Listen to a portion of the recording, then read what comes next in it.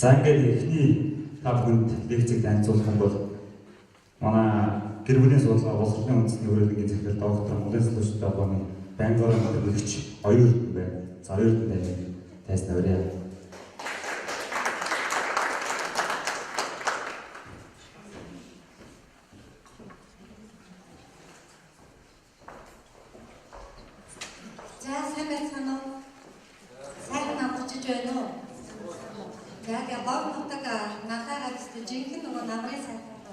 Шаргал нарийнсэн ийм байгаад манай Улаанбаатарт ч өвөл болсон ш. Тэгээд өвөл болсон болохоор энд бас адилхан өвөл болсон байран баг гэж одоо ирсэн ч одоо сайхан намраа тэгээд бас Монголын нэг сайхан өдрийг та бүхэнтэй хамт өнгөрүүлэх болсонд маш их баяртай байна. Бүгдээрээ би үүндээ талархал илэрхийлээд нэг алга хэлж байна.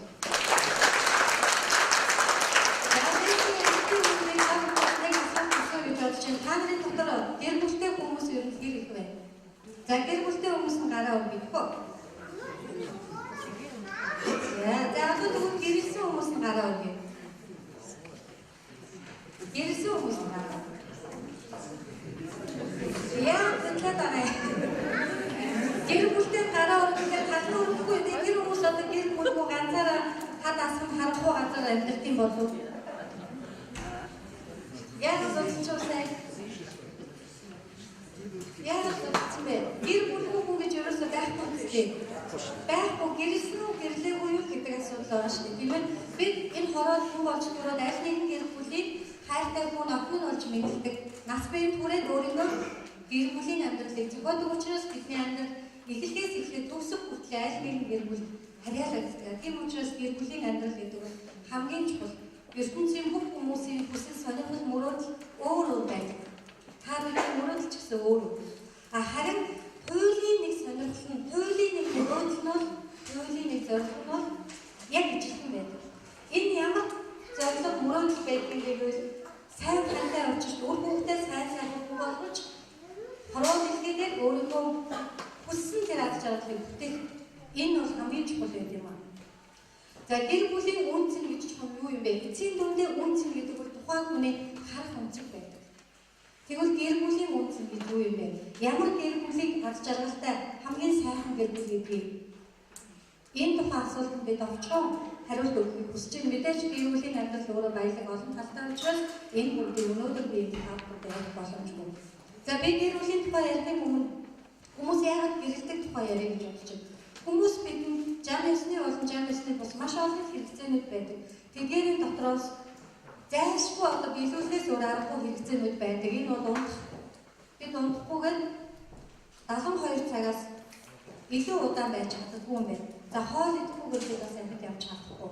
Гэх мэтчлэнгээр өөрөлдөх юм бол жам ёсны хэрэгцээнд өөрчлөх боломжгүй. Яг үүнтэй адилхан жам ёсны хэрэгцээ бол хэн нэгнийг хайрлах, хэн нэгэнд хайрлуулах гэсэн жам ёсны хэрэгцээ байдаг юм байна.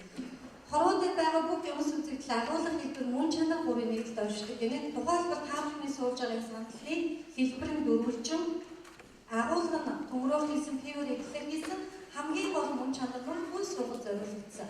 Бид бүгдээрээ энэ сандлыг хэдэн хэсэг болгоод гадаа тавьчвал санал гэдэг мөн чанарыг гээгээд энэ зүгээр хог болж хөрнө. Яг үүнтэй адилхан бид агуулга хэлбэр мөн чанар бүрийн нэгдэлд оршдог бөгөөд бидний агуулга нь бие махбод хэлбэр нь оюунхан харин мөн чанар нь сэтгэл гэдэг хэлтэй юм. Хүн сэтгэлийг амт гэж ярьдаг шүү дээ. Хүний сэтгэлээр өгүүлж болно, сэтгэл болно. Тэгвэл бидний бие махбод эрүүл байхтай, оюунхан байх хөгжүүлж байхтай, харин энэ сэтгэл гэдэг хэлтэй маань сүртүүнтэй байх хэрэгтэй. Тийм учраас монголчууд нөгөөч авааштай хүн шиг явж нөгөөч бүр үнэ байсан байж тээ. Эсвэл тэднийхэн чи хүн сайтай хүмүүстэй гэж ярьдаг. Энэ маань бол хоол идэж хоёр бүлгээрээ явдаг болгоныг хүн гэж хэлэхгүй харин хүн хэмээх мөн чанараа хадгалж чадж байгаа тэр одоо хүмүүний бүр жинхэнэ хүн гэж үздэг юм байна гэж. Тэгвэл хүн байхын мөн чанар болсон энэ сэтгэл гэдэг эрхтэн маань зайлшгүй хэн нэгнийг хайрлаж, хэн нэгийг хайрлуулж байж аз жаргал гэдэг зүйлээр нүүрч идэв юм байна. Үүнийг бүгд орон зай маань бол бидний гэр бүлийн орчин гэдэг юм байна. За тэгвэл гэр бүл гэдэг маань юу юм бэ гэж.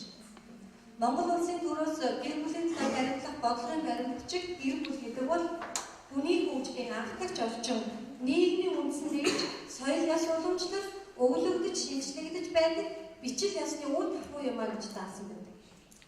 Эндээс бид гэр бүлийн амьдралын 3 гол мөн чанарыг ойлгох ёстой. Нэгдүгээр нь ерөөсөө хүний хүмүүс төлөвшил, нийгэмшил, соёл, ёс суртахуун, заагааш, дадал зуршилгээд энэ бүх зүйлийг 70-80% төрлөх гэр бүлийн орчиндөө бүрдэж бий болгох тийм ээ. Тийм учраас монголчууд уран барилгатаа удмыг нь хараа гэж хэлдэг. Хүн амын бүхэн дээр дагуулдаг хамгийн түрүүнд хэний хүүхэд вэ гэж асуудаг нь тухайн хүн хэний гэрт өсөж төрсөн бэ гэдэг хамгийн чухал гэдэг мөн чанарын хадгалагдчих байдаг юм. За дээрэс нь гэр бүл гэдэг бол нийгмийн үндсэн нэг гэж байна. Монгол улс 3 сая гаруй хүн амтай. За гэтэл энэ хүмүүс маань 754 мянган өрг гэр бүлд хуваагддаг. Энэ 754 мянган өргийн амьдрал тэгш сайхан байвал Монголын нийгмийн амьдрал сайхан байх гэдэг. Тийм учраас гэр бүлийн дээр төр улс оршиж юм байна. Монголчууд биедсээ, гэрээсээ, төрөөсөө гэдэг маань бол ерөөсөө энэ Монголын нүүр царай, Монголын нийгэм тийм үү? Бидний өнөөдрийн энэ байгаа байдал маань бидний өрх гэрийн амьдралтай шууд холбоотой байдаг юм. За гуравдугаар нь бол бид өөрийнхөө гэр бүлийн амьдралыг зөвхөн бидний хувийн одоо тий орон зай дээр ойлгодог. Гэтэл яг үүндээ Монгол нэг айл өрхийн гэрт Монгол улсын тусгаар тогтмол оршдог. Яагаад гэвэл хэл, соёл, ёс заншил гурваараа дэлхийн улс үндэстнүүд хоорондоо ялгагдаж байдаг. Харин энэ гурван улс төр тэр үндэстэн мөрдөг. Тийм учраас бид гэр бүлтэй, үр хүүхэдтэй, үр хоолчтой өөрийнхөө үндэсний хэл, соёл, ёс заншил уламжлалыг өвлүүлэн хадгалж байх ёстой энэ орчин юм. Монголчууд бид гурван үеийн дэлхийн амьдралаараа дэлхийн бусад үндэстнүүдээс ялгардаг шүү. Яагаад гэвэл өвөг дээдсийнхаа нэрийг, үр хоолчийнхаа нэрийг бодож өнөөдрийн амьдралаа цэгнээрээ бид бол агуу арддаг юм. За ингээд аваад үзвэл бидний гэр бүл гэдэг үйл их чухал юм байна. За тэгвэл гэр бүлийн амьдралыг авч явахад бидэнд ямар бэрхшээл тулгардаг юм бэ гэж. Тэгвэл аз жаргалтай гэр бүлийг яаж бий болгох вэ? Мэдээж би түрүү хэлсэн үнцэн гэдэг бол харах үнцгөө шалтгаалдаг гэж. Тэгвэл аз жаргал ч гэсэн бас харьцангуй ойлголт юм. Гэр бүлийн гишүүд нь бие биенээсээ хүсэн хүлээсэн зүйлдээ сэтгэл хангалуун, харилцан бие бинийгээ хайрладаг, ойлгодог, хүндэлдэг, халуун дулаан уур амьсгалтай, амар тайван гэр бүлийг аз жаргалтай гэр бүл гэж хэлдэг. Энэ тодорхойлолт маш их байна. Би дахиад хэлье. Гэр бүлийн гишүүд нь бие биенээсээ хүсэн хүлээж байдаг тэр зүйлдээ сэтгэл хангалуун, харилцан бие бинийгээ хайрладаг, дээрээс нь ойлгодог, хүндэлдэг, халуун дулаан уур амьсгалтай амар тайван гэр бүлийг л аз жаргалтай гэр бүл гэж. Хүн болон аз жаргалтай байхыг хүсдэг. Гэхдээ яг түүнийг яаж бий болгох юм бэ гэдэг арга зам суралцаж чадаагүй л бидний алдаа байна. Аз жаргалтай байхыг хүссэн хүн болон аз жаргалтай байх боломжтой. Өөрөөр хэлбэл тэр гэр бүлийн амьдралыг яаж авч явах вэ? Өнөөдрийн маргаашийн нөгөөдрийн амьдралаа ямар утга учиртай, ямар дурсамжтайгаар яаж өнгөрөх вэ гэдэг яг үүндээ бидний гэрт байдаг. Тийм учраас бид энэ тухай суралцах ёстой байна. Тэгэхээр гэр бүлийн сэтгэл зүйн судлаачид аз жаргалтай гэр бүлийг бүтээхэд 3 зүйл хамгийн чухал гэж тооцоолсон байна. Нэгдүгээрт нь бол ерөөсөө энэ хайр гэдэг зүйл.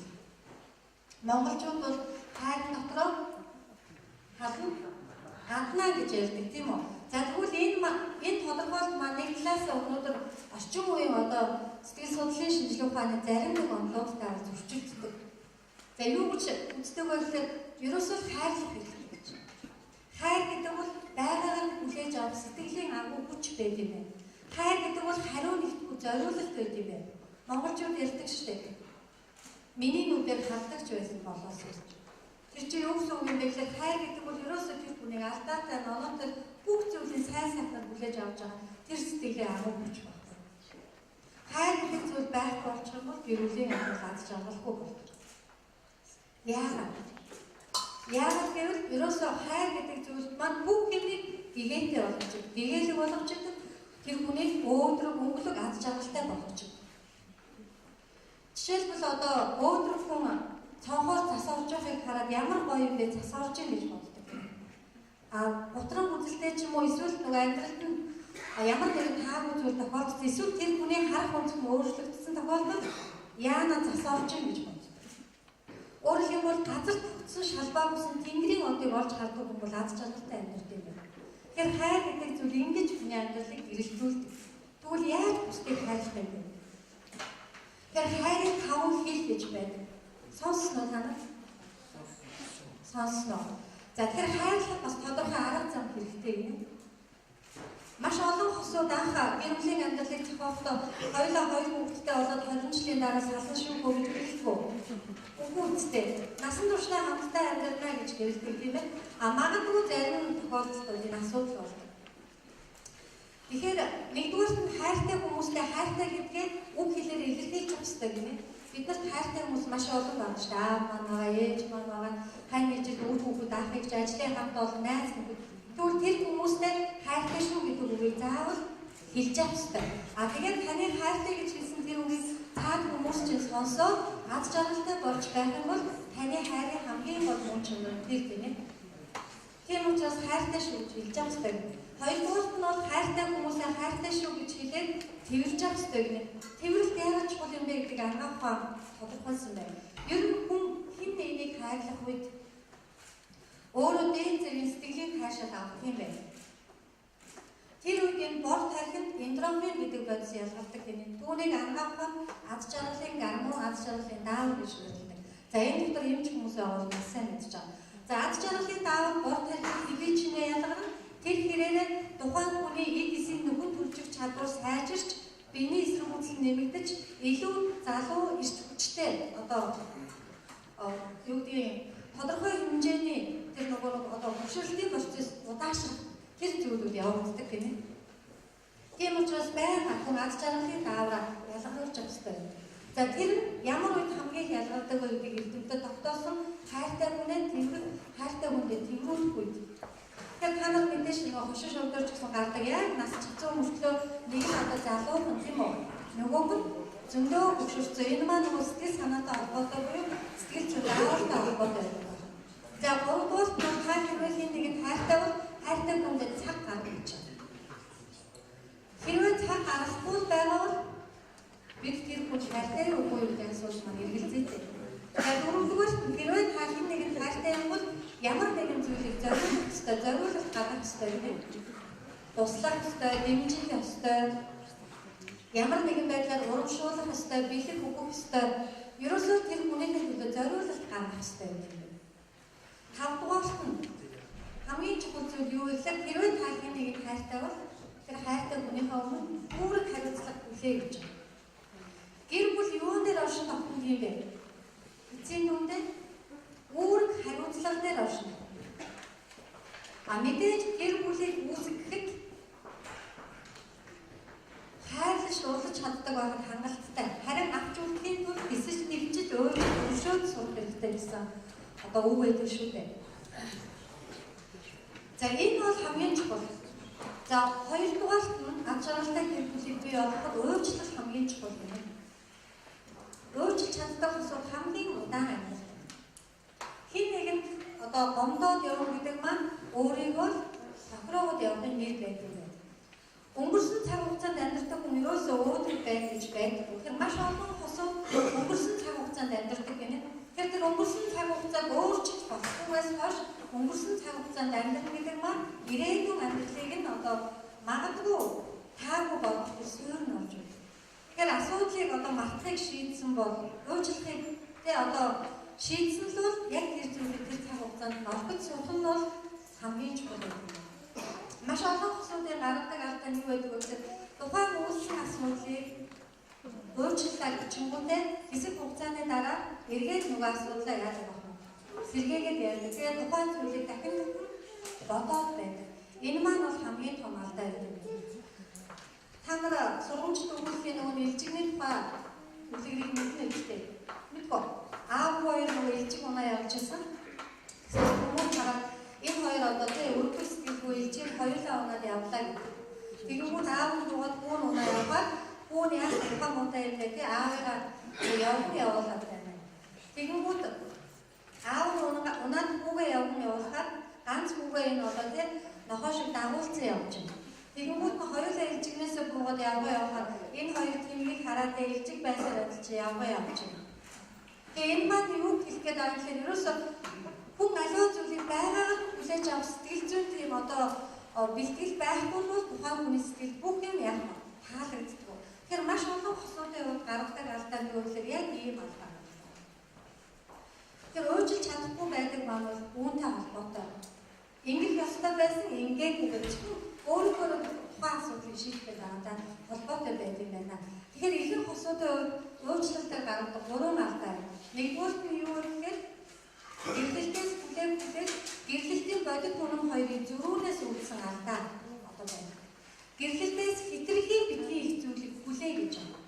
Хитрхи их зүйлийг хүлээх тусам илүү их нөгөө яг гомдол сэтгэл ханамжгүй байдал бий болно. Тийм учраас хань нэштэй байгаагаар нь хүлээж ав.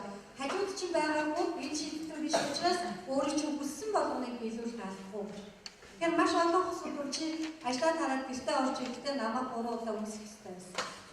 Тэгээд чи тэгээгүй юм байна. За дараа нь тэр хүний байгаагаар нь хүлээж авдаггүй.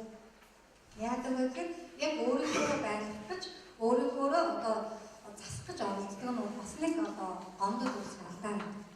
Гуравдугаар нь бол нөгөө гэрэлсний дараа 3 төрлийн хүмүүсийн хоорондын харилцаа нь тодорхой одоо зохистой харилцаа үүсгэж чадаагүйгээс үүддэг харилцаа байдаг.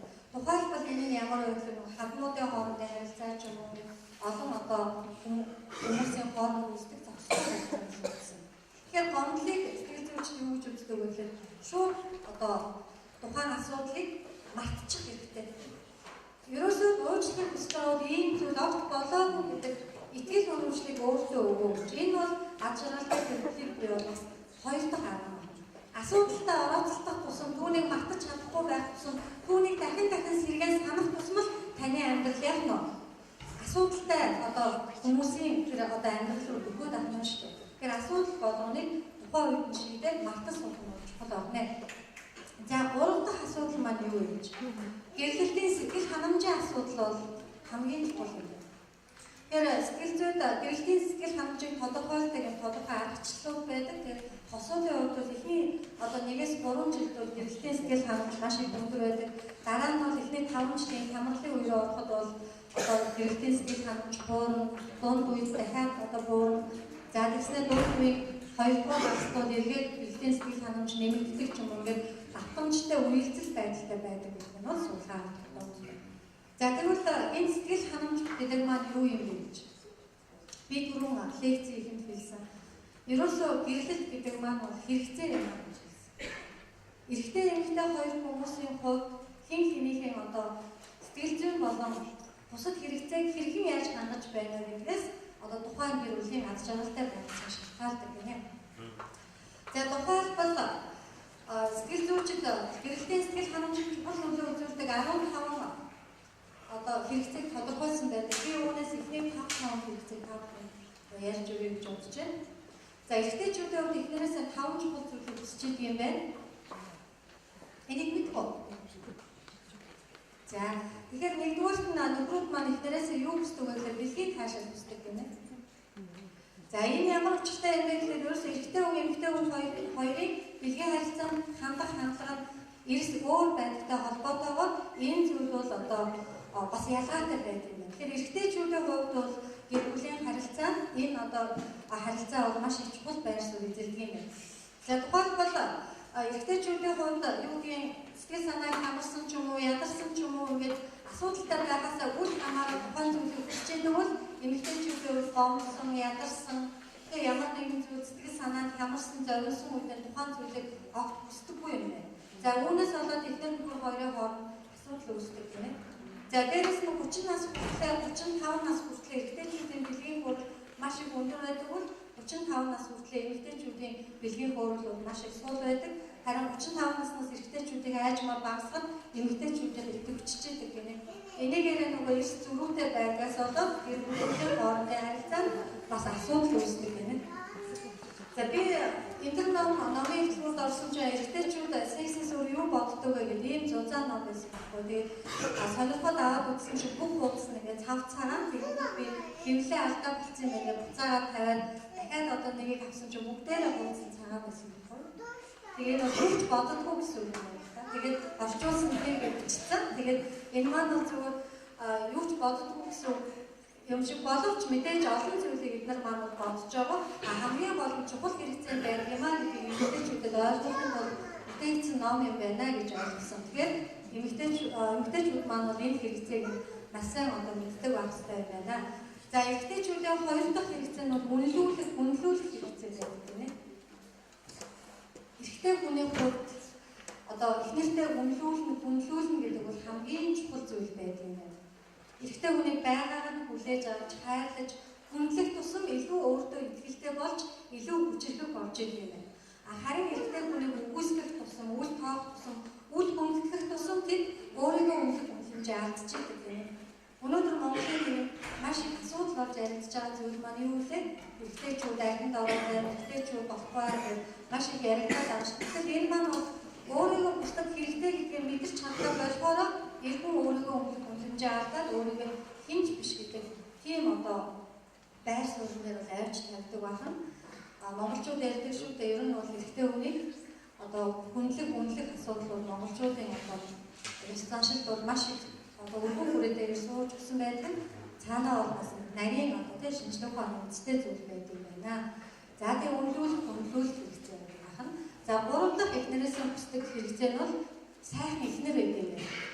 За сайхан эхнэр гэдэг маань юу гэсэн үг вэ? Эрэгтэй хүний харах хэрэгтэн, үнэрлэх хэрэгтэн илүү өгсөн байдаг. Эмэгтэй хүний сонсох хэрэгтэн, амтлах хэрэгтэн илүү өгсөн байдаг гэнэ. Тэгээ эрэгтэйчүүд маань нөгөө орон зай баримжаа сайтай. Тэгээ за дээрээс нөгөө сонсох хэрэгтэн эмэгтэйчүүдээс арай бага өгсөн байдаг учраас зургатныхаа дуу нөгөө байнга чангадаг. Тэгээд нөгөө гэрт хаадаг 3 маргаан тутмын нэг нь зургатны дуунаас ордог гэдэг судалгаа хийсэн байдаг шүү дээ. Эмэгтэйчүүд нөгөө амтлах хэрэгтэн илүү өгсөн учраас чихршглаад дуртай эмэгтэйчүүд дургу байдаг. Тэгээд нөгөө тархины үйл ажиллагаа чи ялгаатай ажилладаг шүү дээ. Бид нар биологийн хичээлээр үздэг. Эрэгтэй хүн бол одоо сэтгэн бодохдоо тархины одоо баруун зүүн тал хөндлөлийг ээлжиж ажилладаг бол эмэгтэй хүн хоёулын зэрэг ажиллах чадвартай байдгаараа нөгөө нэгэн зэрэг олон зүйл дээр эмэгтэй хүн анхаарлаа төвлөрүүлж чаддаг байдаг. Тэгэхээр энэ ялгаатай байдлаас болоод яг энэ зүйл нь харагддаг юм байна. Тэгэхээр юу гэсэн үг вэ гэхээр сайхан эхнэр гэдэг маань эхнэрээ байнга гоё байгаасаа гэж хүсдэг байна. За гэтэл манай эмэгтэйчүүд маань яадаг вэ гэхээр болцоонд явж исэн цаг хугацаагаа аз жаргалын төлөв зам гэж ойлгоод гэрэлснийхээ дараагаар бол за одоо зориг биелсэн юм чинь гэж өөртөө анхаарал болждаг юм ээ. Тэгээд гэрээсээ хахаараа одоо нэг гоё үг болоо гараа явчихдаг. Гэртээ байхаараа нөгөө арилж хамгач эмэгтэй болох бол хамгийн одоо муу хугацаа өгсөд ингээ өөртөө анхаарахгүй байдаг юм хамгийн том алдаа байдаг. Тэгэхээр эмэгтэйчүүдээ өөртөө байнга гоё байгаасаа гэж хүсдэг. За эрэгтэйчүүдийн дөрөвдөг хэрэгцээ нь бол хараат тус байх гэсэн хэрэгцээ юм ээ. Энэ юу гэсэн үг вэ гэвэл ерөөсөө байглаасаа эрх үүсэнд давуу байдлаа мэдэрч явах гэсэн хараат тус байхыг хүсдэг инстинкт нь байдаг юм байна. Гэтэл нөгөө эрэгтэй хүнийг хэд ингээд хараат байлгаад ч юм уу өнөөр нь ороод асуудлыг шийдэх өөрөөс нь асуудал одоо ямар нэгэн зүйлийг асуухгүйгээр өнөөр нь орж шийдвэр гаргаад байхад нөгөө эрэгтэй хүний хувьд бол нөгөө бие даасан байдал нь алдагдаад байгаа юм шиг хүний эрхэнд ороод байгаа юм шиг ийм нөгөө мэдрэмж төрж одоо тодорхой хэмжээгээр эсэргүүцэл илэрхийлж эхэлдэг юм байна. Тиймээс эмэгтэйчүүд маань нөгөө нөхрөө хэтэрхийг хараад байлгаад байгаа юм шиг тэмцэтгэл бүрүүлэхгүй байх нь чухал юм байна.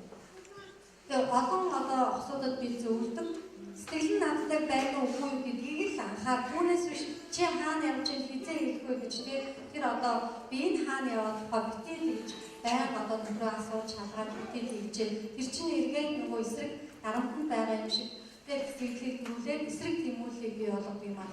Хэрвээ сэтгэл нь өөр дээр надтай байгаа гэж тэгж байгаа бол тэр тухай хаана яваад бус хамаад байгаа гэж зөвлөдөг. Тэгэхээр энэ бол их чухал зүйл байдаг юм. За тавдугаарт нь эхнэрээс юу хүсдэг вэ гэхээр эрэгтэйчүүд маань ураг төрлийнхнийг маань хүлээн зөвшөөрөөсөө байгалаар нь хүлээж аваасаа хүндэтгээсэй гэж хүсдэг юм. Тэгээ эрэгтэй эмэгтэй хоёр хүний хооронд 1000 ялгаа байдаг юм.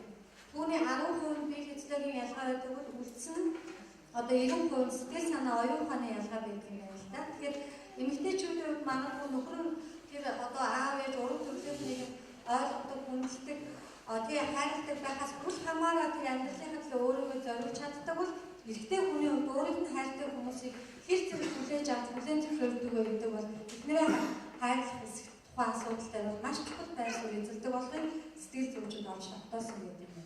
За тэгээ эрэгтэй хүний эхнэрээсээ хүсдэг энэ 5 хэрэгцээ хэр зэрэг хангагдаж байгаагаас шалтгаалаад тэр бэлгэлтийн сэтгэл ханамж ямар байхаа гэдгийг шалтгаалдаг.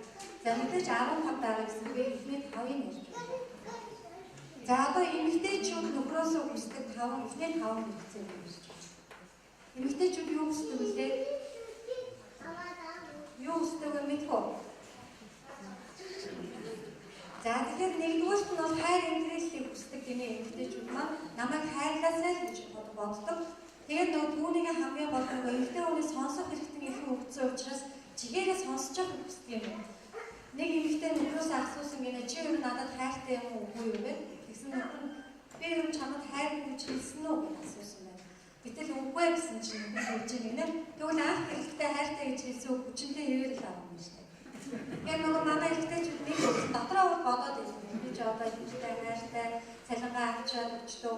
Тэгээ одоо юу гэдгийг эхнэрээ гуурдгүй би бол одоо үнэхээр сайн нөхөр гэж бодоод байдаг. Эхнэрт бол тэр нь ерөөсөө хангалтгүй. Тэгээ өөр нөхөр одоо юу гэдгийг сэтгэлд нь хүрэхгүй болохоор эхнэр нь ингээд одоо гомдмоор үлчгээд одоо над шиг муу хүн байргүй байна гэж бүр ихтэйчүүд нөгөө эхнэрний тухайн нөхцөл байдлыг илүү сайжруулах гэдэг хэлцдэг. Тэгтэл нөгөө ихтэйчүүд чинь бүр цаашаа явчихдаг. Сэтгэл зүйн хувьд бол ялгаатай учраас тэгэхээр энэ хайртай гэдэг үгийг бол байнга сонсож явах хэрэгтэй юм хэлж. За хоёрт нь бол нөгөө халамжлуулах хэрэгцээ юм. Нөхрөөрөө халамжлуулахыг хүсдэг. Яагаад гэвэл эмэгтэйчүүд өөрөө нөгөө хайрлах халамжлагын одоо байгалийн инстинкттэй. Тэр утгаараа нөгөө өсөн зүйлээ буцаага давхыг хүсдэг бас тийм инстинкт эмэгтэй тоологдсон байдаг гэдгийг бол сэтгэл зүйчид олж тогтоосон. За гэтэл нөгөө эрчүүд маань бол нөгөө халамж гэдгийг бас илүү өөрөөр ойлгодог. Эмэгтэйчүүд хэрэг халамжтай сэтгэл томгоор ойлгож хайргүй халамжгүй өсвөртөө гомдолдог, дараа нь уурладаг, тэгээд салан явна гэж ойлгодог гинэ. Тэгээд салах одоо явах боломжгүй болсон үедээ яадаг вэ гэхээр өдөөдөө ядраад байна гэж анхаарал татгаж оролцдог гинэ. Тэгэхээр нөгөө нөхөр нь боддог гинэ. Адилхан ажил хийгээд ирж ажил амталтаа зөвхөн ядраад гэж өглөөл тэгээд дандаа л ингэж яах юм гэж боддог. Тэрний оронд миний ядраад дараа нь яасан те одоо шүл хийх үү хоол хийх үү яах вэ гэвэл нөгөө эмэгтэйчүүд чинь зүгээр болоод өөрөө ямаа ингэ яваад байдаг юм байна. Тэгээд гол нь нөгөө эрчүүд хэрэгцээ хангахгүй байдаг юм мэдхгүй юм байна. Хэрвээ таны ихнэр ууртай ч юм уу бухимдалтай ч юм уу нэг тийм л байгаад байвал аль нэгэн хэрэгцээ хангахгүй байна гэж эрчүүд ойлгож байна. За эмэгтэй хүний 3 дахь одоо нөхрөөсөө хүсдэг хэрэгцээ нь үнэлүүлэх хэрэгцээ гинэ. Ер нь нөгөө магтуулах дуртай эмэгтэй хүн. Магтуулах, үнэлүүлэх гэрийн хүсгүй хөдөлмөрт маш их цагийг эмэгтэйчүүд яадаг вэ? Зарцуулдаг. Гадаад ажлыг ир мэдэн гэртэг ажлыг ир мэдэн гэдэг чинь ганцхан эрчүүд хижээгчийн үр гүйцэтгэж гэсэн үеийн үг шүү дээ. Өнөөдөр эмэгтэйчүүд бид ажлын хүстэй хөдөлмөрт хижээгчийн үр гүйцэтгэж байгаа бол гэрийн ажилдаа хаяаж гисэн нөхрүүдийг яг оролцдог байгаасаа гэж хүсдэг юм байна. Оролцох ёстой юм байна л та. Гэтэл маш олон эрэгтэйчүүдийн хувьд нөгөө эхнэрийн тэр чухал үүргийг ойлгохгүй. Тэгээ би энэ дээр нэг одоо онгой маягийн зүйл ярьж өгөл та ойлгосоо гэсэн үг. Нэг залуу байсан байхгүй 3 хүүхэдтэй тэгээ эхнэртэйгээ ингээд амьдардаг. Тэгээ 5 ам хүлээд ижээхийн тулд тэр залуу өглөө гараад ажил хийгээд шөнө орон нутгад орж ирдэг маш их ядардаг. Тэгээ тийм учраас бол нэг өдөр бухнаас гуйсан гэнэ одоо намайг эхнэрийн байранд таад өгч би нэг өдөр эхнэрийн жаргалаар жаргаж гэртээ амармаар байна.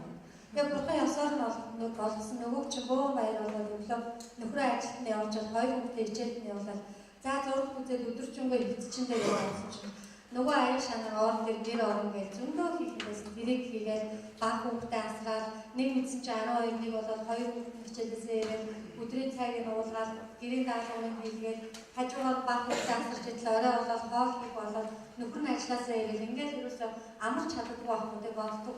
Би туршлагагүйгээс юм гэхээ манай эхнэр бол яаж ийд амардаг л байж таараа гэж боддог байхгүй.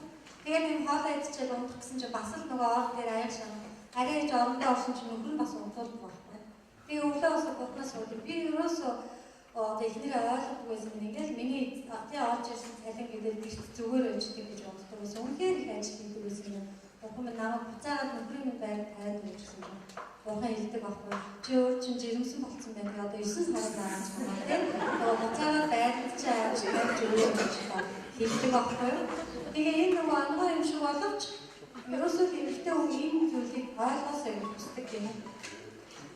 Тэгээ бусдыг ойлгоход нэг зарчим байна. Өөрийнхөө байр сууриас тэр хүний тухай бодох юм бол хизээч тэр хүнийг ойлгохгүй. Харин цаад хүнийг ойлгохын тулд өөрийгөө цаад хүний байр суурин дээр яах ёстой вэ? Тавьж бодох ёстой байхгүй. Бид нөхрөө ойлгох бол нөхрийнхөө байран дээр, эхнэрээ ойлгох бол эхнэрийнхээ байран дээр өөрийгөө авч тавих ёстой. Тэгэхээр энэ хэрэгцээ бол эмэгтэй хүний хувьд маш чухал байдаг. Тэгэхээр миний хамт ямар гоё хоол хийсийг гэрээ цэвэрлсэн юм уу гэж эднэртээ урмын үгийг орой гэртээ авчихдаа одоо хэлж байгаараа ямар нэгэн зүйл хийснийхээ дараа хэлж байгаа гэж.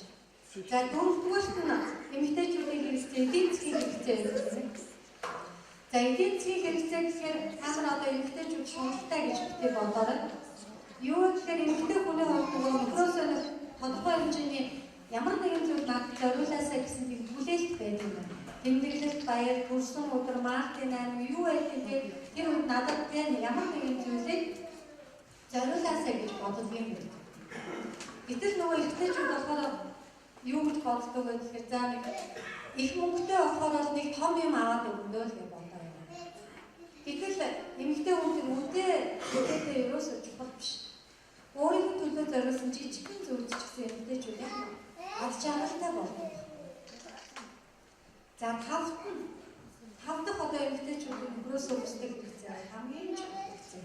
Энэ бол үнэнч нээлттэй байх, ярилцах гэсэн хэрэгцээ юм. Эмэгтэйчүүдийн хувьд ямар онцлогтой вэ гэхээр нөгөө аливаа асуудлаа яадаг вэ? Ярьж иж тайвшруулах. Маш их ярьдаг.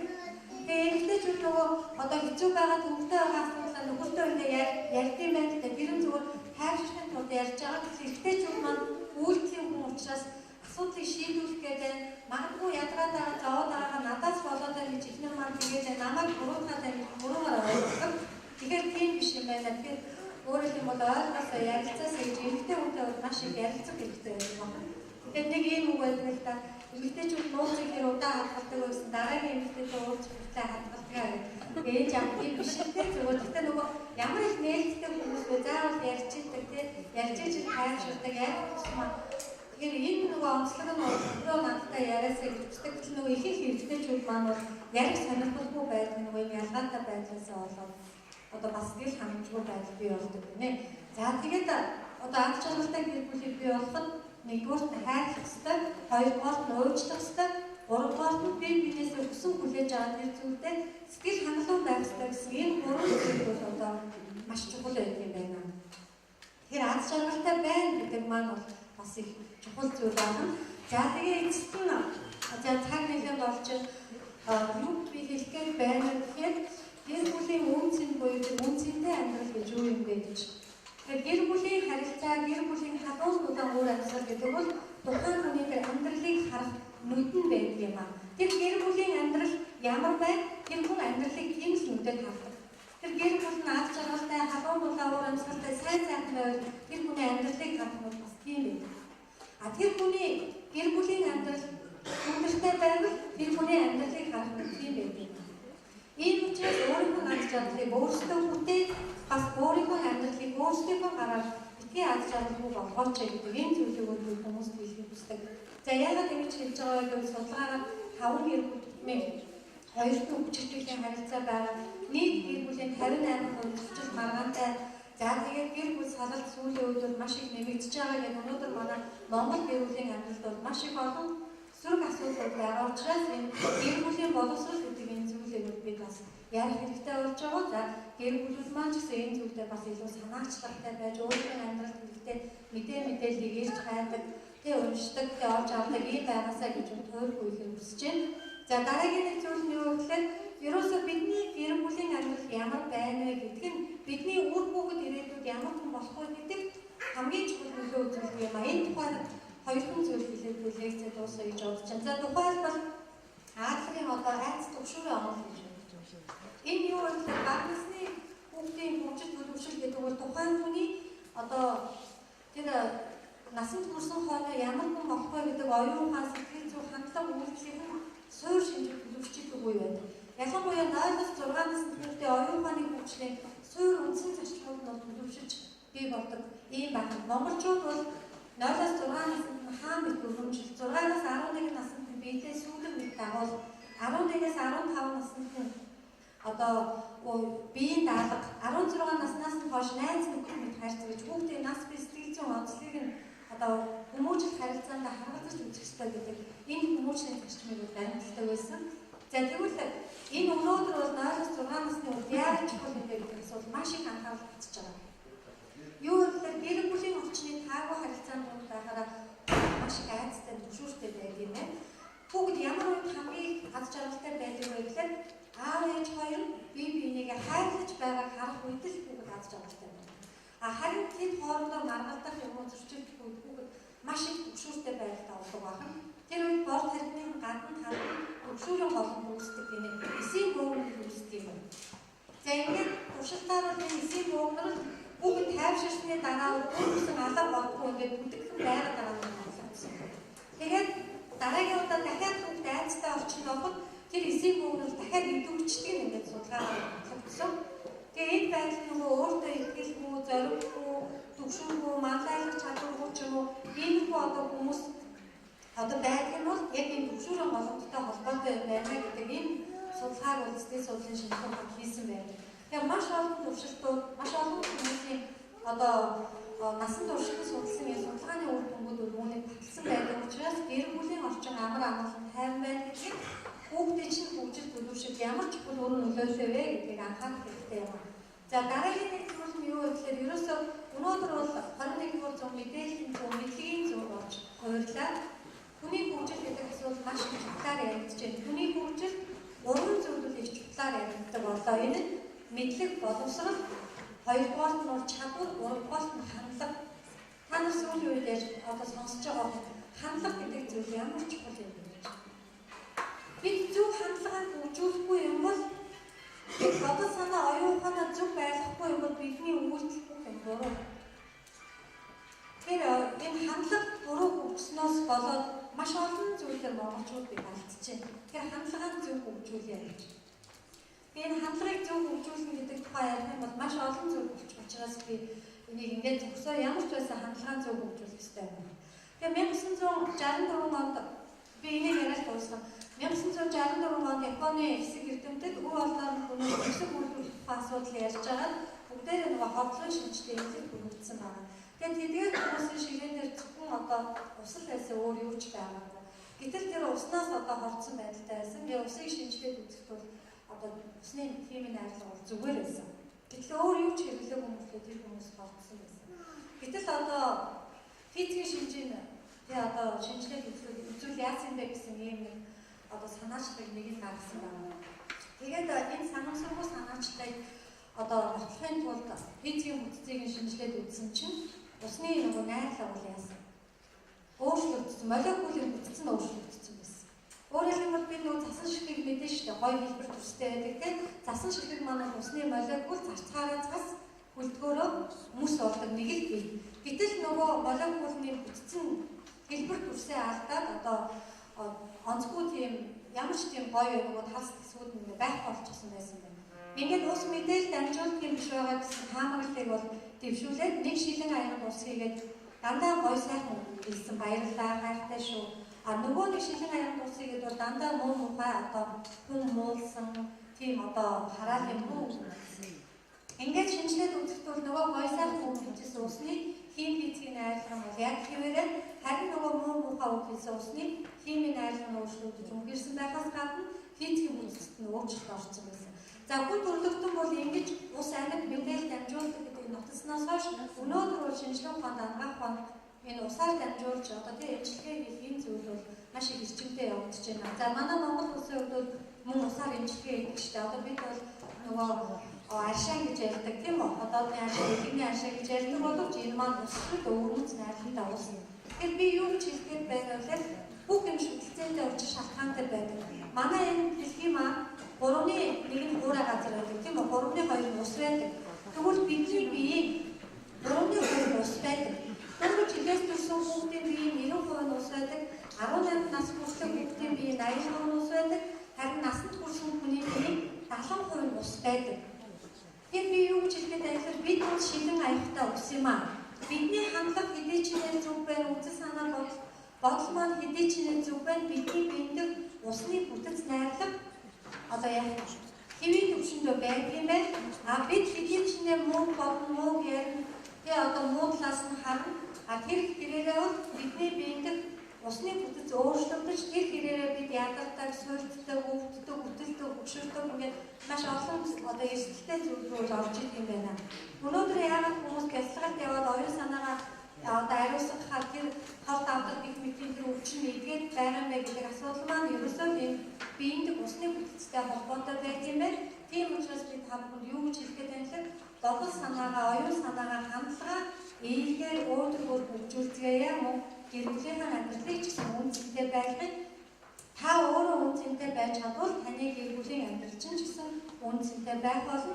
Та өөрөө ад жаргалтай, дурсамжтай, сайхан хүчүүдийг бий болгох гэсэн юм бол таны гарт одоо бүрэн олонтой боломж нь байх шүү гэдэг энэ зүйлийг хэлхийг хүсэж байна. Тэгээд анхаарал сонсон баярлалаа. Би нөгөө цаг баг их мэдээлэл өгье гэж бодсон ч нөгөө нэг амьсгаагаар ингээд айгуух хурдан ярьчих шиг боллоо. Уучлаарай. Намайг анхаарал сонсон баярлалаа. Чухал асуудлууд маань юу вэ гэж бодох шаардлага. Хамгийн чухал асуудал юу вэ? За бид нар шиг одоо нөгөө хамгийн цагтай хүмүүс байх юм шиг хүүд завгүй гэдэг нь бол мэдээж одоо уурхаад ажиллаж байгаа хүмүүс маш мэдээж цаг хугацааны хувьд нэлээ арай өөр байлаа болж байгаа. Одоо системээр явж байгаа. А гэтэл бид нар яг нэг л их завгүй хүн гэдэг өөрийг тийм ихтнийг найзын төсөө өдр болоход цагтай байж байгаа. За нэг л их завгүй хүн байж байгаа. Нэг айл одоо ингээд гинт одоо ажил гарахад тэн дээр бас завтай байж байгаа. Тэгэхээр завгүй хүн байж байгаа. Тэгэхээр гинтийн нэг юм болоход дахиад завтай байж байгаа. Бүгдээрээ завтай байж байгаа. А тэгээ завтай байж байгаа юм гэсэн үг үгээр тухайн тэр ажил дээр та ямар нэгэн зүйл төлөвлөөгүй байх тухайн цаг дээр. А тэгээд тухайн цаг дээр ажил төлөвлөөгүй байх гэдэг маань өөрөө тэр цаг хугацааг бүтэмжгүй өнгөрөх шалтгаан байна. За бүгдээрээ зөвхөн энгийнээр үзье л да. За өдөрт унджаар телевизэн хэдэн цаг өнгөрөөдөг вэ? За унджаар. За мэдээ үзнэ, солонгос зарим нь одоо солонгос киногоо үзнэ. За одоо бас зүйлс үзэх. Унджаар хэдэн цаг вэ? 1 цаг, 2 цаг, 3 цаг, 4 цаг. За 3 цаг гэж үзье. За 2 цаг гэж үзье. Хэд вэ? 3 юу? Тэндээс их үү? За нэг 3 цагаар үзье л да. Унджаар 2 3 цаг гэж тийм. За өдөрт 3 цаг. Сард 90 цаг. За 90 цаг зөвхөн зураг юм. За ингээд тооцоод тийм. Бүтээмжгүй гэсэн үг шүү дээ. За мэдээж мэдээ үзэж байгаа эдрийг бүтээмжтэй тооцож байна тийм. А одоо нөгөө солонгос кино үзэх, за одоо хэрэгтэй хэрэггүй одоо сууг солих тийм. А үйлдэлүүдтэйгээ 90 цагийг зарцуулах. За 90 цагийг зарцуулж ирэх маань 3 өдрийг нэгсэндээ зарцуулж байна. Зөвхөн зургууд шүү дээ 30. За зургатнаас өөр бас зүйлсэд үр дүнгээ цаг хугацаанд өнгөрөөдөг юм.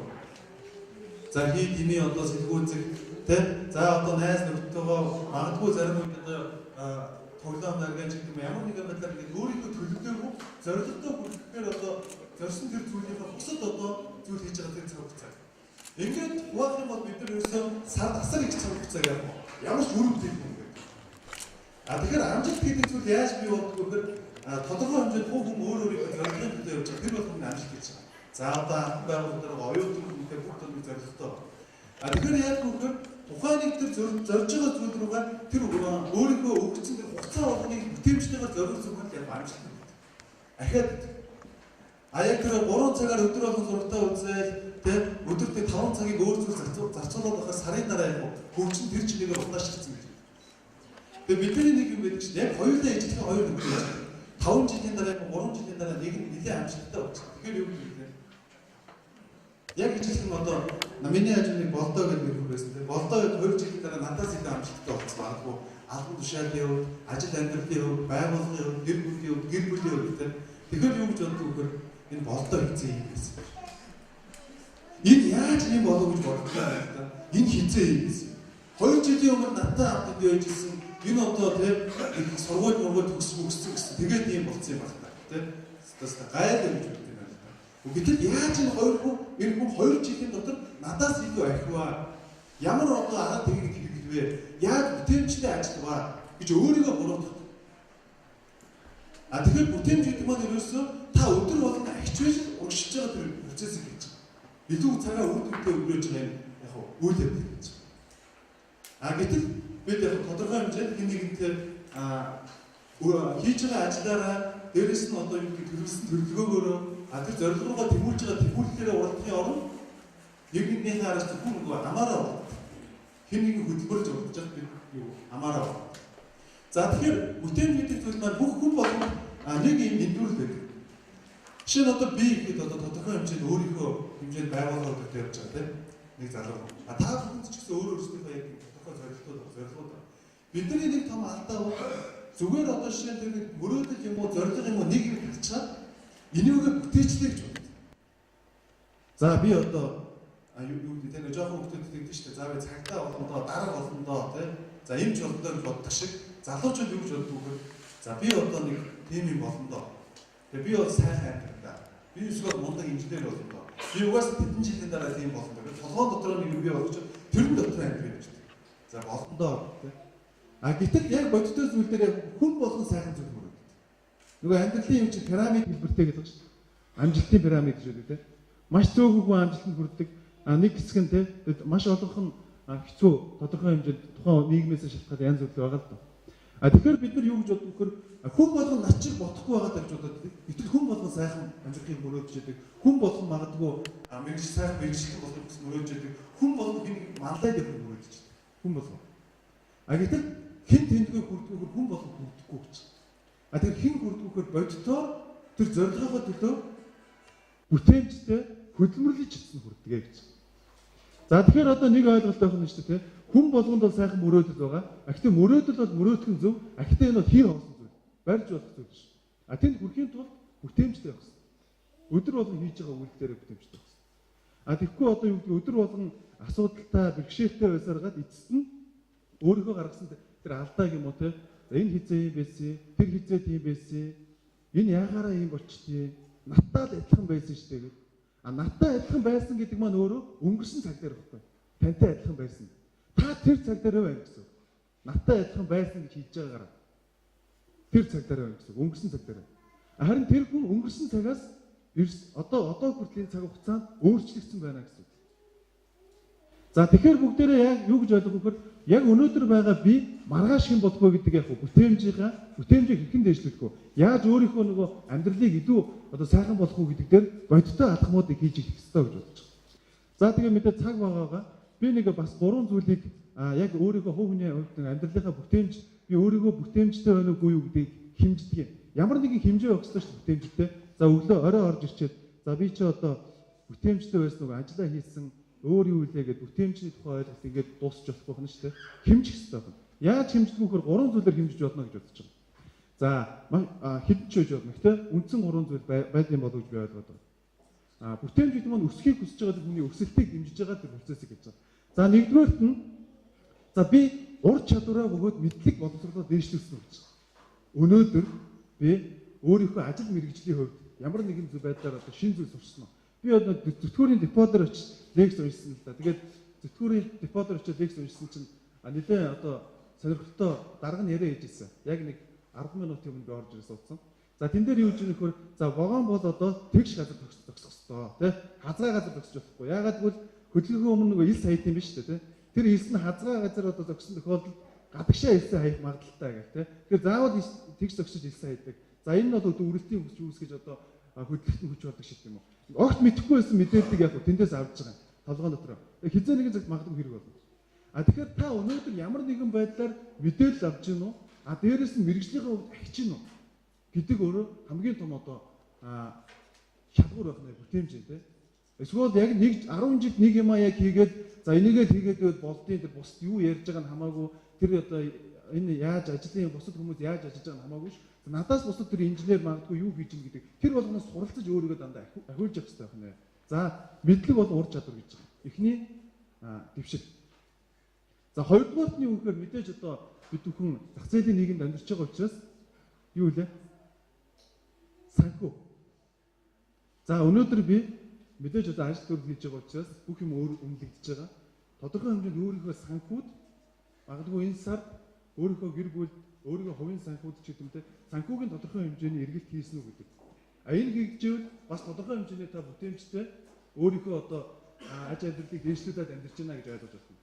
За 3 дугаар зүйл нь юу гэж хараад байгаа юм бэ гэхээр харилцаа, эерэг харилцаа.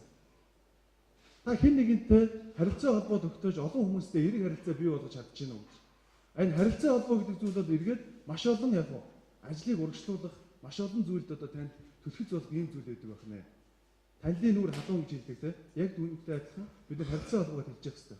За энэ 3 зүйл бол бүтээмж дээр байдаг байна. За дээрэс нь өнөөдөр яг магадгүй та бүхэн бид нар нэг анги дотроо боддог шүү дээ 10 жил байхдаа оюутан байхдаа энэ нэг гавл шүү гэх те. Нэг ангийнхаа хүүхдийг тэгж ярьдаг байсан уу? Толгойтой шүү гэх те. За байгууллага дотроо те энэ өстө мундаг ажилтан шүү. Тэгж ярьдаг хүн байгаа өстө те. Энэ л мундаг шүү гэдэг те. Тэгсээр нэ өөрөө мундаг нь болж болдгоо те. Энэ л мундаг шүү гэдэг. Яг ганц л хүнийг л мундаг гэж тэр л өстө мундаг. Манай байгууллагын одоо нэг уулзалт болонготлог байгууллагад гэдэг чинь те. За манай тийм доржоод гараад өөр юм байх гэдэг те. Нөгөө хэд нь одоо юу гэдэг өөрийгөө дутуу үлдсэн гэдэг юм уу те. Зөвхөн нэг хүнийг одоо юу гэдэг төв болгоцсон. Гэтэл бидний тэр хүнээс дутах зүйл байгаа юу? Дутах зүйл байгаа юу? Гүйцэх боломж байгаа юу? За бүгдээ баруун гараар өгдөө. За бүгд баруун гараар өгшөө. За байна уу? Хөдөлж гин үү? Ингээд үстэй хөдөлж гин үү? За байна. За зүүн гараа. За зүүн гараа нөө. За ингээд бариад үстэй толгой байна уу? Ер нь хүнээс дутуу юм байна уу? Тэгэхээр бүтээмжийн хувьд хүнээс дутна гэсэн ойлголт бүхэнд бас байхгүй байна шүү дээ. Зөвхөн нөгөө сэтгэл зүгээр. За энэ л дандаа мундаг учраас энэ л мундаг байх хэрэгтэй. Энэ л дараа жил энэ л мундаг болох байх. Эсвэл энэ нь шилдэг. Тэгээд дандаа өөрийгөө яг хин нэгнээс дандаа хойно тавьдаг, хин нэгнээс дандаа дутуу гэж боддог. Тэгээд дутуу гэж бодсоор явсаар хагаад сүүлдээ тэр нь өөрийнх нь ажил дээр илэрдэг, амьдрал дээр илэрдэг, хийж байгаа тэр гүйцэтгэл дээр нь илэрдэг те. За тэр доржоод одоо мундаг. Тэгтэл доржоо өөрөө нөгөө мундагтай биш байхгүй. Хүмүүс өөрийг нь мундаг гэж бодоод байгаа болохоор нөхөр би мундаг байх хэрэгтэй шүү гэж зүтгэдэг. За би одоо манлайлагч байх хэрэгтэй шүү те. Намайг одоо шилдэг ажилтан болгосон. Би одоо шилдэг байх хэрэгтэй. Дараа жил дахиад шилдэг байдаг те магадгүй. Ингээд илүү одоо сайхан урагшлаад байдаг. Тэгэхээр би эндээс юу гэж хэлэх гээд байгаа юм бэ гэхээр ерөөсөө биднэрт юу гэдгийг ямар нэгэн байдлаар одоо юу бүр дуулах гал те сайхан дуучин бид нар дотроосоо төрүүлэх гэж байгаа бол за унган дуучин байж болно те. За үнэхээр унган бүжгийн авьяастай хүн байж болно. Гэтэл яг ажил амьдрал дээр бид нар хэн нэгнээс дутах зүйл байдаггүй юм байна. Хамгийн гол нь хүн өөрийгөө голж болохгүй. Дээрээс нь өдөр болгон суралцчих хэрэгтэй, бүтээмжтэй байх хэрэгтэй. Бусдаасаа илүү. Би сарын дараа ямар өөрчлөлт надад бий болсон байх вэ? Жилийн дараа ямар өөрчлөлт бий болсон байх вэ те? Магадгүй маргааш надад ямар өөрчлөлт бий болсон байх вэ гэдэг баг яг уу. Архичээж дэвшил гэдэг зүйл бий болд юм байна. Тэгэхээр өнөөдрийн би богинохоо яг энэ бүтээмжийн зар хичээл оруулалт нэлээд урт юм байдаг л да. Дээрээс нь яг өнөөдрийг хэлэх гэж байгаа миний санаа юу гэхээр ерөөсөө та бидэнд бол хэн нэгнээс дутуу зүйл байхгүй гэдгийг нэгд ойлгоо тий. Ямар нэгэн байдлаар хинээс дутахгүй гэдгээ. Хоёрдугаар нь хэрвээ хичээх юм бол хинээс ч яг илүү ээж болно гэдгээ бас ойлгох шаардлагатай байна. Энэ бол ерөөсөө бидний сэтгэл зүйн асуудал байдаг болохоос Библиологийн бид бүгдээрээ одоо юу гэдгийг тодорхой хэмжээний эрүүл саруул учраас энэ одоо компанид гэдэг юм уу те. За энд ажиллаад өөрсдийнхөө тодорхой хэмжээний үүрэг даалгаврыг биелүүлж явж байгаа. Тэгэхээр өөрийгөө одоо хойшсонж голохгүйгээр илүү одоо үр дүнтэй төлөвлөгөөтэй илүү одоо үр дүнтэй бүтээмжтэй ингэж ажиллах юм бол амжилт бол илүү ойрхон байдаг юм байна гэж бас хэлхийг хүсэж байгаа маа. За анхаарал хандуулсан баярлалаа.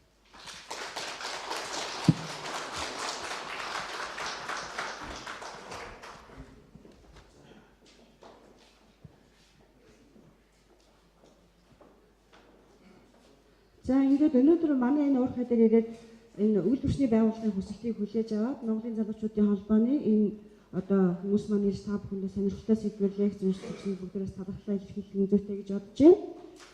За ингээд манай бас энэ лекцийн арга хэмжээний маань дараагийн нэг арга хэмжээ нь бол бид бас энэ Монголын залуучуудын холбооны байгууллагыг сурталчлах нэг талаар нөгөө талаар залуучуудаа урамшуулах чиглэлээр бидний ярилцсны үндсэн дээр манай уурхай бол ер нь 540 гаруй ажилчтай, үүний 370 гаруй нь бол залуучууд байдаг.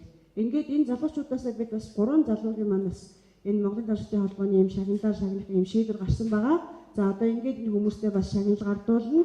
Мөн жил бүр энэ манай шивээ аваагийн үйлдвэрчний хорооноос энэ жилээс эхлэн тухайн жилийн шилдэг гэр бүл гэсэн ийм одоо 2 хүртэлх гэр бүлийг шалгаруулад манай энэ эрчим хүч геологи уулуурхайн салбарын одоо хэмжээнд бол эрчим хүчний салбарын байгууллагын хэмжээнд салбарын хөтөлбөрийн хөлсний доод хэмжээ маань 307,200 төгрөг байдаг.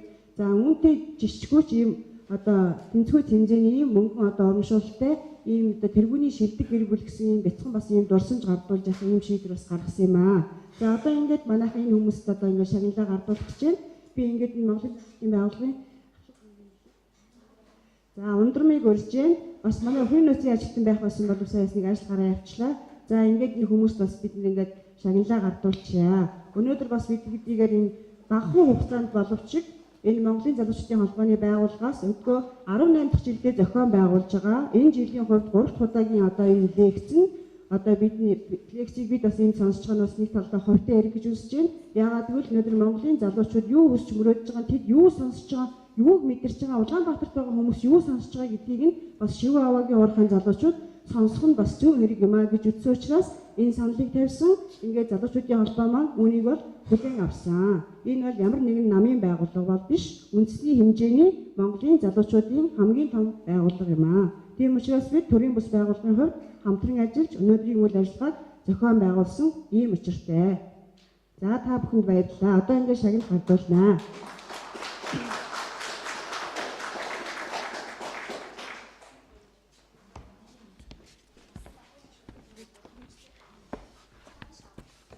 За ингээд шагнал яах хүмүүсээ ингээд бас энд гаргачих гэж бодож байна. За ингээд манай уулын нэгдсэн эсгийн 25 алхагч экскаваторын машинч Содлон Даржаагийн Ням даваа.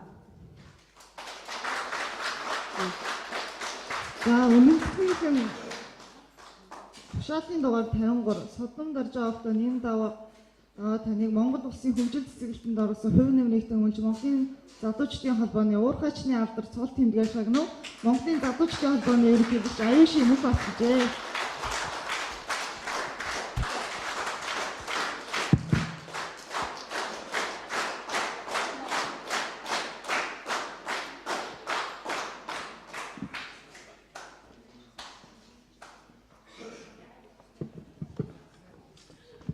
За би энд бас нэг тайлбар хий. Энэ Монголын залуучдын холбооноос олгож байгаа шагналтанд дагалдах мөнгийг Шивүү аваа вебсайт компани үйлдвэрчний эмнэлгийн хорооноос 250 мянган төгрөгийг одоо энэ шагнал болгонд нь бас дагалдуулж өгч байгаамаа.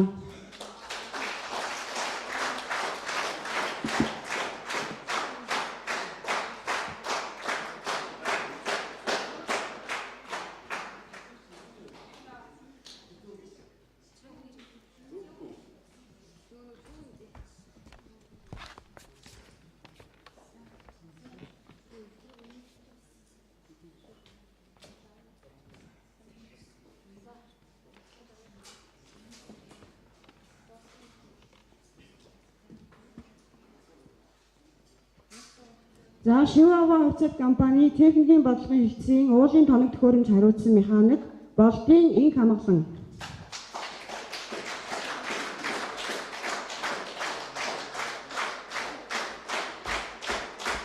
За энэ Монголын залуучуудын холбооны тэргүүний залуу алтан медаль гэсэн ийм шагналаар шагнуулж байна.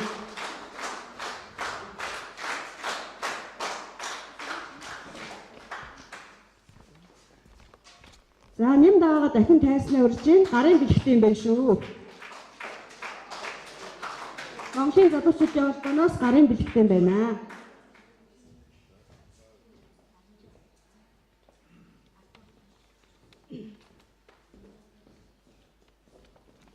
За гарын бэлгээ гардуулчихъя. За Шивүү аваа вебсайт компани Зургаан хүний нөөцийн бодлогын хэлтсийн бүтээмжийн мэргэжилтэн Чангагийн инх жаргал Монголын залуучуудын холбооны тэргүүний залуу алтан медалаар шагнуулж байна.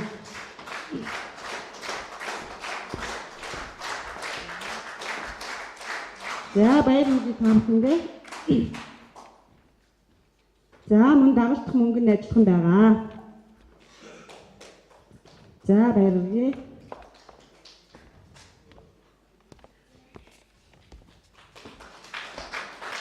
За ингээд өнөөдөр бас нөгөө гэр бүлийн тухай лекц уншуулж бас гэр бүлийн үн цэнийг одоо хүмүүстээ ойлгуулж өгсөн энийг бас давхардуулаад түрүүнд би хэлжсэн одоо уурхайчтаасаа хоёр одоо залуу гэр бүлийг шалгаруулсан гэдэг. За одоо ингээд тэргүүний хоёр гэр бүлдээ шагнал гардуулах гэж байна. Автобулдозерийн хэсгийн түрэгчийн оператор Алтан гэрлийн Гамболд, цэглэгээ хангамжийн хэсгийн диспетчер инженер бал бүрийн золж үлзий жаргал гэсэн энэ гэр бүлийг урьж байна.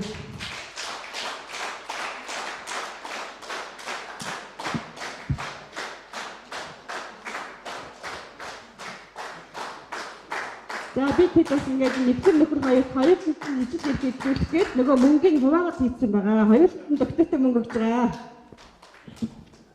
За энэ дээр энэ нэг юм одоо ийм хосуудын бэлгэдлийн ерөөл одоо ийм гэр бүлийн ийм одоо өгтэй ийм жижиг ийм ерөөлийн бичгтэй ингээд ийм гэр бүлийн ийм одоо ийм ас жаргал ийм эв нэгдлийг бэлгэсэн ийм тумбаа шиг ингээд хоёрынтэй гардуулж байна. За энэ дээр нь ингэж хэлсэн байна. Бурхнаас даяасан учраас ийм бэлэгдэл буян заяаны ундрагын манлай хорол тоонтын аминд байгаа нь хослон амьдрахын арга бэлэг. Та хоёр минь амьдрал тал шиг тансаг болтугай, хангай шиг баян болтугай гэсэн байна. За энэ хүмүүстэй амьдралт нь ас жаргал хамгийн сайн сайхан юм гэсэн.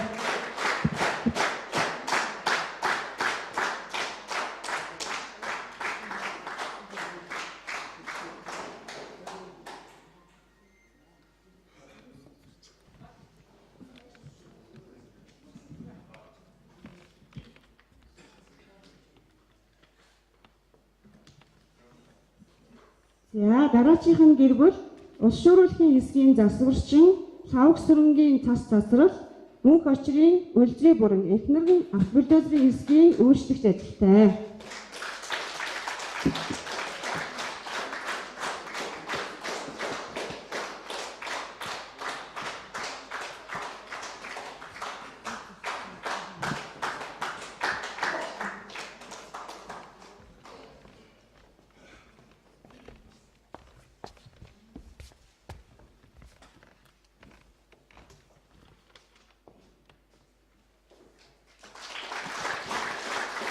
За өнөөдрийн нарийн хэмжээ маань ингээд бас хүмүүсийн мөнгөд төрсэн байх гэж бодож байна. Хэдийгээр бид бас жоохон цаг хугацааны урт хөвчөг байсан ч гэсэн хэдэн биендээ бас хоромхон зургийн ч гэсэн инээд баясгалыг бэлгэлж чадлаа. Ийм учраас ирсэн зочид та бүхэндээ нийт уурхаачдынхаа өмнөөс дахин баярлал талархснаа илэрхийлье. Та бүхний ажил амжилт хүсье. За одоо ингээд сая бид бас энэ хүмүүстэйгээ уулзуулъя. Зарим нэг хүмүүст нь бас ярилцлага авах гэж байгаа хаа. Ингээд манай зочид маань одоо бүгдээрээ уурхайн бас нэг юуны газар болсон. Үйлчлэгээний